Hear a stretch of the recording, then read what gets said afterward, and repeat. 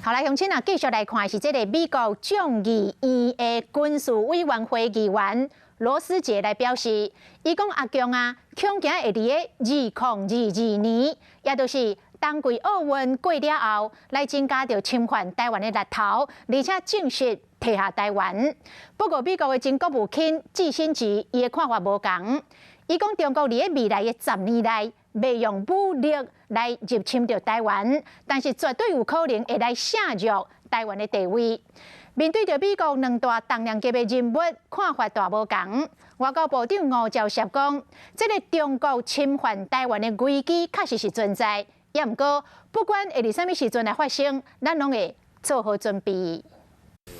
伫拜登甲习近平视讯通话了后，两岸关系又搁变成焦点。美国前国务卿季辛吉接受 CNN 专访时讲到，伊不认为中国未来10年会侵犯台湾，也毋过一定会削弱台湾的地位。众议院军事委员会议员罗杰斯却讲，北京伫2022年冬奥了后，恐惊会增加侵犯台湾的力头。